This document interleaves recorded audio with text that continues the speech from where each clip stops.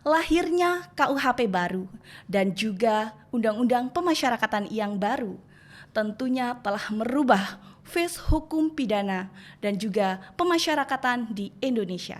Wah, lengkap sekali ya Pak Lengkap ya. sekali di dalam undang-undang tersebut. Peran pembimbing kemasyarakatan di Balai Pemasyarakatan ini menjadi titik sentral dari implementasi kedua undang-undang tersebut. Pembimbing kemasyarakatan memiliki peran dan berperan dalam mewujudkan keadilan restoratif melalui pidana alternatif bagi terpidana. Bapas kelas 2 Bandar Lampung ini yang paling cukup fenomenal nih Mbak Maris. Walaupun Lampung belum menjadi piloting, tapi kita Bapas kelas 2 Bandar Lampung berusaha semaksimal mungkin untuk membangun Gria Abipraya. Kita harus menjaga keimanan dan ketakwaan kita terhadap Tuhan Yang Maha Esa. Karena apa? Karena nanti banyak sekali pintu-pintu pungli terbuka. Nah, bagaimana cara kita itu menahan supaya tidak tergoda?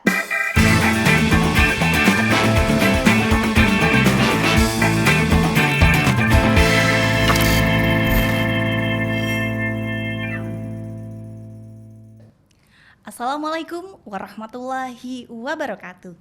Tabi pun, halo Sobat Pengayoman, selamat datang di Yoman Podcast Kanwil Kemenkumham Lampung. Dan selamat berjumpa bersama saya, Maris Setiawati, hostnya podcast kali ini. Di tahun 2023 saat ini, semakin banyak konten-konten menarik dengan lahirnya KUHP baru dan juga Undang-Undang Pemasyarakatan yang baru.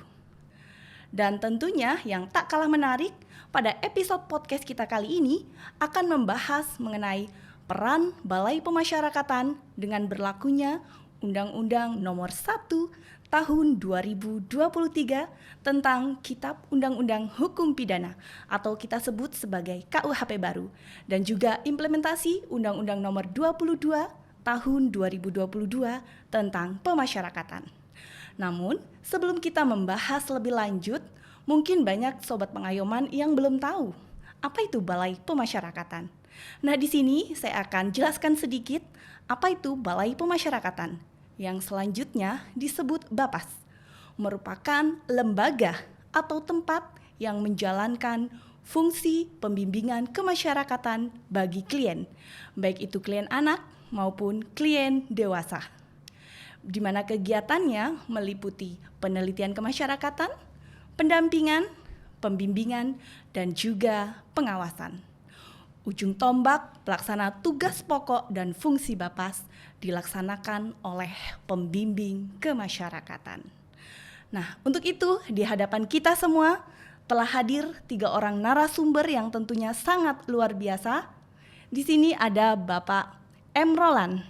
Selamat siang Bapak Roland. Selamat siang Mbak Maris. Nah, Bapak M. Roland ini merupakan Kepala Balai Pemasyarakatan kelas 2 Bandar Lampung. Beliau merupakan alumni Akademi Ilmu Pemasyarakatan Angkatan 40. Lalu narasumber yang kedua ada Bapak Dandi Setiawan Husin. Halo Bang Dandi. Halo Mbak Maris. Halo, selamat datang ya di Yoman Podcast. Bang Dandi ini merupakan pembimbing kemasyarakatan ahli media pada kantor Balai Pemasyarakatan kelas 2 Bandar Lampung. Lalu yang ketiga, narasumber yang paling cantik tentunya di antara narasumber yang lain ada Mbak Rinda Angelina.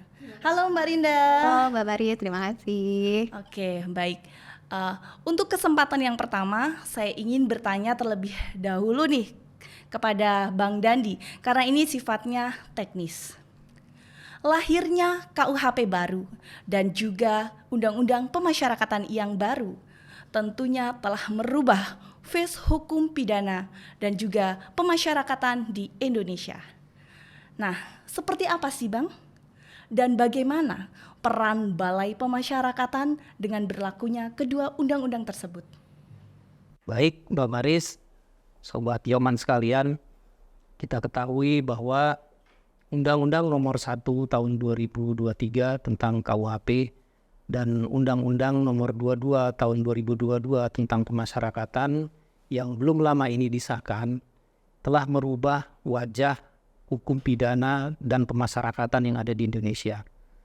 Peran pembimbing kemasyarakatan di Balai Pemasyarakatan ini menjadi titik sentral dari implementasi kedua undang-undang tersebut. pembimbing kemasyarakatan memiliki peran dan berperan dalam mewujudkan keadilan restoratif melalui pidana alternatif bagi terpidana maupun reintegrasi sosial bagi klien pemasyarakatan di tengah-tengah masyarakat. Ya, ada beberapa jenis perbedaan dari KUHP yang lama dan KUHP yang baru, di mana di KUHP yang lama kita mengenal hukuman atau pidana pokok itu terdiri dari 5 macam. Sedangkan di KUHP yang baru itu juga terdiri dari 5 macam. Nah, perbedaan keduanya itu terletak pada hukuman atau pidana mati yang tidak lagi masuk dalam pidana pokok dalam KUHP baru. Oh, ada pidana baru ya, ada bentuk pidana yang baru Ya, ya Pak betul ya? sekali Mbak Maris. Nah, kemudian selain dari itu, pemerintah juga telah merubah pidana kurungan itu menjadi pidana pengawasan. Dan bukan hanya itu, jadi di KUHP baru itu ada hukuman baru, ya, yaitu hukuman pidana kerja sosial.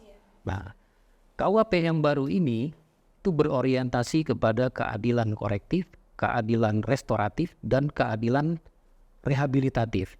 Sehingga seorang terpidana ketika dia melakukan tindak pidana tidak hanya diberikan koreksi atau sanksi dari negara, tapi juga diperbaiki dan direhabilitasi. Nah, inilah yang dinamakan reintegrasi sosial.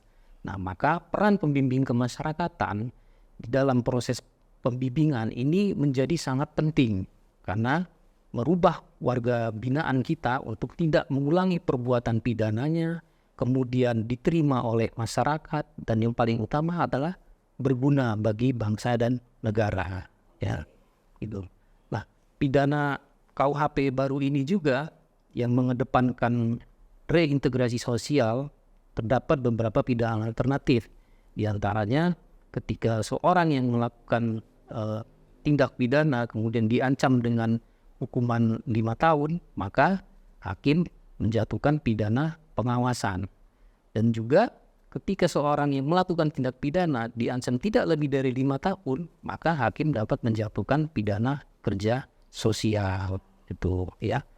Nah, jadi kita ketahui bahwa pidana pengawasan dan pidana kerja sosial itu tugasnya Bapas, bukan tugasnya teman-teman yang ada di lapas. Nah, peran pembimbing kemasyarakatan di dalam pidana pengawasan itu diatur di dalam pasal 76 ayat 5 dan 6, di mana ketika terpidana pengawasan melakukan kesalahan, maka ketika hakim akan memutus dia untuk dipidana penjara atau dikurangi atau ditambah masa pengawasannya, maka hakim meminta pertimbangan dari Bapas. Ya, jadi Bapas di situ punya peran untuk merekomendasikan Betul ya, Bang sekali. Dadi ya. Oke, Betul baik sekali. ya, luar biasa.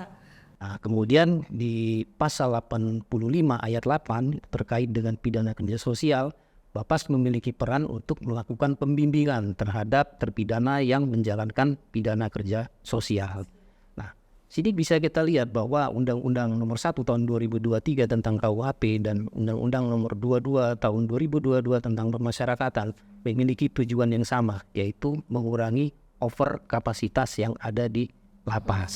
Maupun rutan ya. Maupun Oke. juga di rutan. Iya. Nah, tidak kalah pentingnya Mbak Maris bahwa di Undang-Undang PASI yang baru ini juga peran seorang pembimbing kemasyarakatan juga menjadi titik sentral. Disahkannya Undang-Undang Nomor 2 Tahun 2022 tentang pemasyarakatan itu menjadi tolak balik reformasi pemasyarakatan. Beberapa perubahan di dalam undang-undang tersebut bertujuan untuk meningkatkan fungsi pemasyarakatan, ya, menjamin hak-hak dari warga binaan dan anak, meningkatkan program kepribadian dan kemandirian agar warga binaan tidak mengulangi kejahatannya, dan juga melindungi masyarakat dari pengulangan tindak pidana. Nah, dalam Undang-Undang PAS yang baru ini juga mengatur beberapa fungsi pemasyarakatan, di antaranya fungsi pelayanan, fungsi pembinaan, fungsi pembimbingan, fungsi perawatan, fungsi pengamanan dan pengamatan. Wah, lengkap sekali ya Pak Lengkap ya. sekali di dalam undang-undang tersebut. Dan peran pembimbing kemasyarakatan di dalam undang-undang PAS yang baru ini diantaranya satu, melakukan pembimbingan terhadap rakyat maupun warga binaan. Kedua, melaksanakan penelitian kemasyarakatan. Yang ketiga, melakukan pengawasan. Keempat, membuat atau menyusun program pembinaan. Dan yang terakhir, melakukan pembimbingan. Wah, luar biasa ya. Jadi peran pembimbing kemasyarakatan itu sendiri semakin kompleks ya dengan berlakunya KUHP dan juga Undang-Undang Pemasyarakatan yang baru. Luar biasa sekali ya. Lalu selanjutnya saya ingin bertanya nih kepada narasumber kita. Di sini ada Bapak Kabapas, Bapak Emrolan. Beliau ini telah memimpin Balai Pemasyarakatan kelas 2 Bandar Lampung selama kurang lebih 3 tahun. Bukan begitu Bapak? Hampir 3 tahun. Hampir Mbak Maris. 3 tahun, oke. Tentunya sudah banyak sekali perubahan-perubahan yang telah dibuat oleh Bapas Bandar Lampung di bawah kepemimpinan Bapak Emrolan. Nah, yang ingin saya tanyakan di sini, apa saja sih Pak yang sudah dipersiapkan oleh Bapas Bandar Lampung menyongsong berlakunya KUHP baru dan juga Undang-Undang Pemasyarakatan yang baru ini. Mengingatkan 3 tahun setelah diundangkan tentunya KUHP baru ini harus sudah diberlakukan. Silakan Bapak. Baik, kalau pertanyaannya apa saja yang dipersiapkan ya Mbak Maris ya. Tentunya tadi sudah disebutkan sama PK Madya saya Pak Dandi bahwa PK pembimbing kemasyarakatan adalah menjadi ujung tombak dalam di pemasyarakatan. Berarti yang perlu saya persiapkan adalah pertama tentunya meningkatkan SDM atau meningkatkan kapasitas dan kapabilitas PK sebagai pembimbing kemasyarakatan, di mana seorang PK mampu menjadi negosiator, motivator, mediator, dan harus membuka knowledge atau wawasan bahwa untuk meningkatkan dalam menjalankan tusinya, seorang PK mampu berpandangan bahwa yang paling utama adalah restoratif justice. Itu yang pertama. Oke. Yang kedua adalah Bapas kelas 2 Bandar Lampung harus mampu mengoptimalkan sarana dan prasarana. Baik itu dari sisi bangunan untuk pengoptimalan pelayanan publik maupun dari sisi digitalisasi, pelayanan digitalisasi. Inovasi ya Pak ya? Ya, betul. Oke. Yang ketiga adalah sinergitas antara Bapas dengan para penegak hukum, yaitu antara lain dari pihak kepolisian, kemudian kejaksaan, pengadilan dalam rangka untuk memudahkan atau mengoptimalkan agar dalam menjalankan tusinya itu tercapailah suatu tujuan bersama. Kemudian Bapas kelas 2 Bandar Lampung tentunya meningkatkan sinergitas dengan pemberdayaan masyarakat Mbak Maris. Apa saja? Yaitu Pokmas Mbak Maris. Pokmas Apa itu Pak Pokmas? Pokmas itu adalah kelompok masyarakat peduli pemasyarakatan.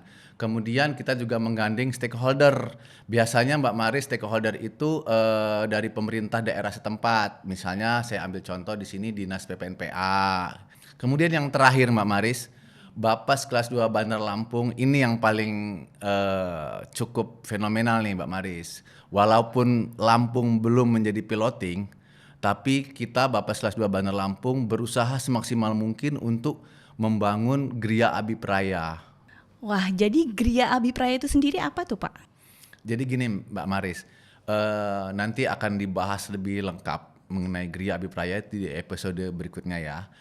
Tapi saya mungkin akan membahas secara garis luarnya saja bahwa Gria Abipraya itu berasal dari bahasa Sangsekerta yang berarti rumah pengharapan. Nah, Gria Abipraya sendiri memiliki fungsi antara lain sebagai tempat rumah penampungan sementara, kemudian sebagai tempat mediasi, kemudian sebagai tempat unit usaha untuk klien dan ya sebagainya lah.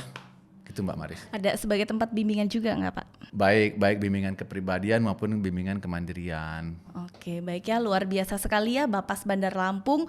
Walaupun belum menjadi piloting, namun sudah dapat menyelenggarakan Gria Abipraya.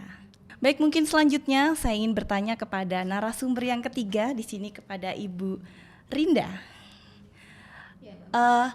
Dengan berlakunya KUHP baru dan juga Undang-Undang Pemasyarakatan yang baru ini tentunya kan melibatkan berbagai pihak di dalamnya ya, bukan hanya pemasyarakatan namun juga instansi penegak hukum terkait dan juga instansi-instansi lain di dalamnya. Nah, ke depan ada nggak nih kira-kira tantangan yang bakal dihadapi oleh Balai Pemasyarakatan dalam menyongsong berlakunya KUHP baru dan juga Undang-Undang Pemasyarakatan yang baru ini yang sudah terlaksana? Baik, terima kasih Mbak Baris. Kalau untuk tantangan sendiri, sebenarnya ada banyak nanti tantangan yang akan dihadapi oleh pembimbing kemasyarakatan ya.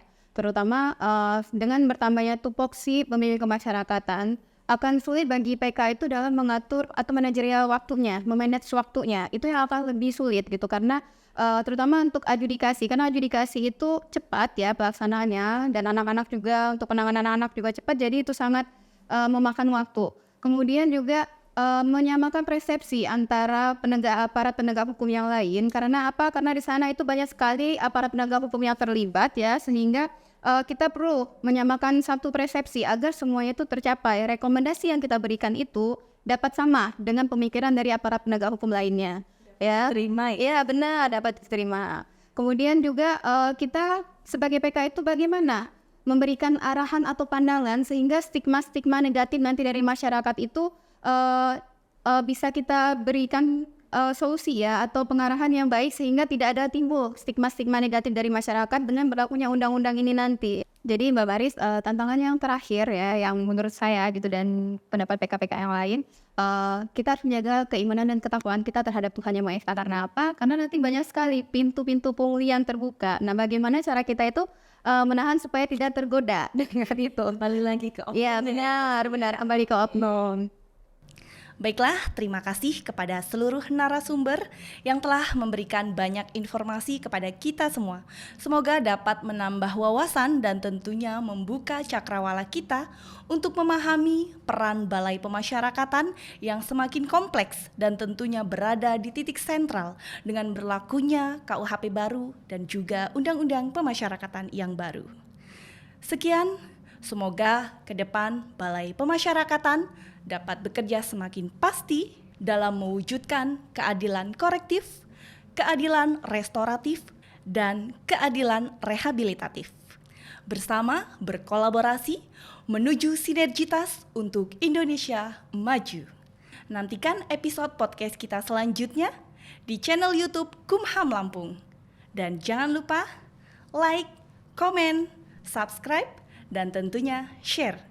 Terima kasih. Wassalamualaikum warahmatullahi wabarakatuh.